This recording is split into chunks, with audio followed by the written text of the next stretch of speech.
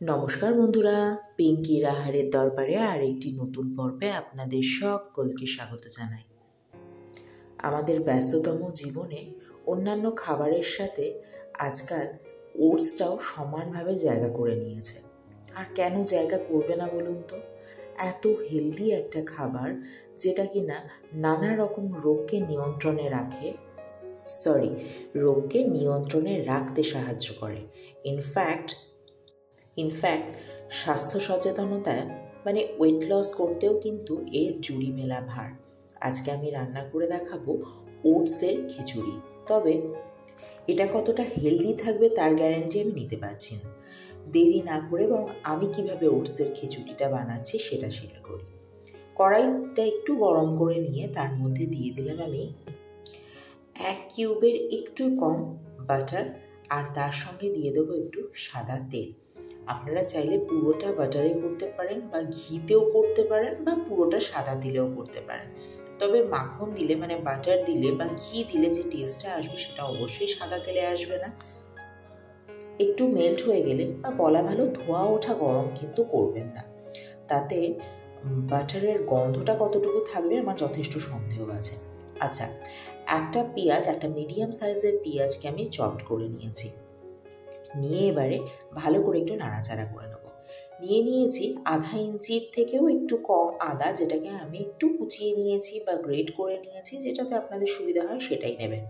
আর এখানে আমি একটু লঙ্কা দিয়েছি, তবে লঙ্কাটা দেওয়ার ক্ষেত্রে আমি একটু পরবর্তীতে একটা কথা বলছি, আপনারা আপনাদের স্বাদ অনুযায়ী লঙ্কা দিয়ে দেবেন। দিয়ে দিলাম একটা মিডিয়াম সাইজের টমেটো, যেটাকে আমি একটু চপ করে নিয়েছি, দেখে বুঝতে পারছেন। দিয়ে এবার ভালো করে নাড়াচাড়া করব।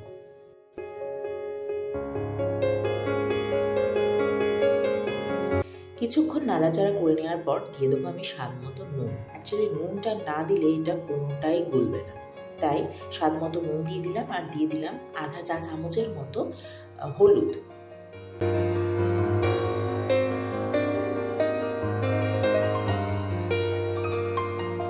এবার সব কিছু একটু ভালো করে নাড়াচাড়া করে নেব।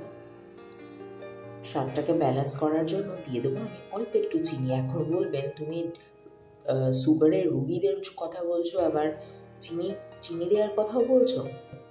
এটাই হলো আমাদের মতো খাদ্যরসিক বাঙালিদের অসুবিধা। খাওয়ার ব্যাপারে কোনো কম্প্রোমাইজ করা যায় না।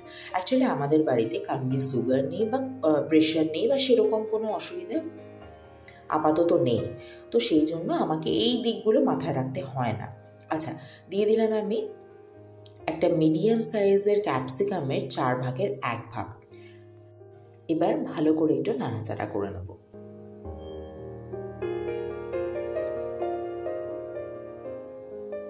দিয়ে দেবো এখানে 1 মুঠোর মতো কুচনো পেঁয়াজ কালি। আপনারা চাইলে আপনাদের পছন্দের মতো যে কোনো সবজি অ্যাড করতে পারেন, যে কোনো যেটা আপনাদের বাড়িতে অ্যাভেলেবেল থাকবে বা যেটা আপনার খেতে ইচ্ছা করবে, যেমন বিনস, গাজর, এগুলো আপনারা অনায়াসেই অ্যাড করতে পারেন।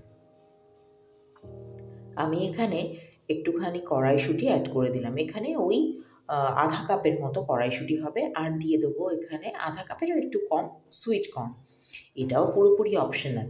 বললাম না, যা সবজি চাইবেন সেটাই অ্যাড করতে পারেন। আমার কাছে সুইট কর্ন অ্যাভেলেবেল ছিল তাই দিয়ে দিলাম। তবে যদি আপনার সুইট কর্ন জোগাড় করতে পারেন তাহলে কিন্তু অবশ্যই দেবেন, ভীষণ ভালো লাগে খেতে।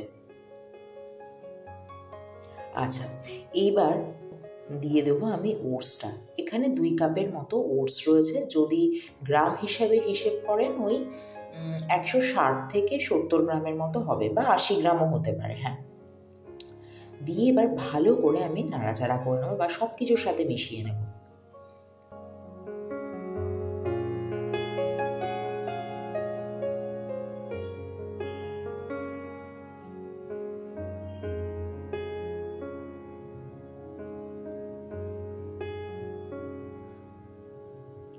মিনিট খানেকের মতো ভালো করে নাড়াচাড়া করে নিয়ে, যেহেতু এটা নিচে লেগে যাচ্ছে, আচ্ছা এই ক্ষেত্রে একটা ছোটো টিপস শেয়ার করি। আচ্ছা, টিপসটা পরে শেয়ার করবো, আগে বলে নিই। একটু জল দিয়ে দিলাম। আমি এখানে কতটা জল অ্যাড করছি সেটা বরং বলি। এখানে 4 থেকে 5 কাপের মতো জল আমি অ্যাড করেছিলাম। যতটা ওটস দিয়েছি তার ডাবলের থেকে একটু বেশিই দেবেন।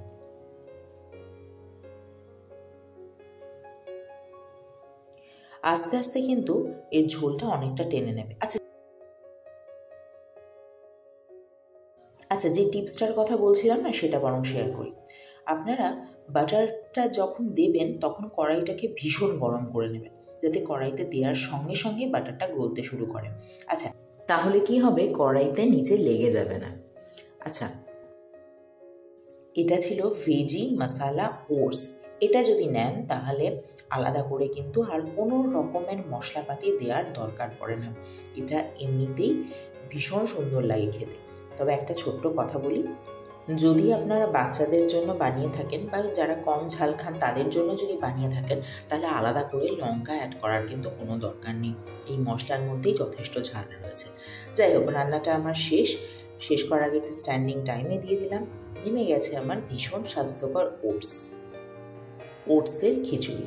এই মশলা ওটসগুলো কতটা স্বাস্থ্যকর থাকে তা আমি জানি না, মোটামুটি আমি রান্না করেছিলাম, খেতে যথেষ্ট ভালো লেগেছিল। আপনারা চাইলে অনায়াসেই ট্রাই করতে পারেন। আর আজকের এই রান্নাটা যদি আপনাদের ভালো লেগে থাকে তাহলে একটা লাইক করতে কিন্তু ভুলবেন না। আর প্লিজ আমার চ্যানেলটিকে সাবস্ক্রাইব করুন এবং পাশে থাকা বেল আইকনে ক্লিক করুন, যাতে নোটিফিকেশনটা সবার আগে আপনার কাছে পৌঁছায়। আজকের মতো টাটা। অন্য কোনো দিন অন্য কোনো রান্নাকে সঙ্গে নিয়ে আবার হাজির হব। ভালো থাকবেন সবাই। ভিডিওটি দেখার জন্য ধন্যবাদ।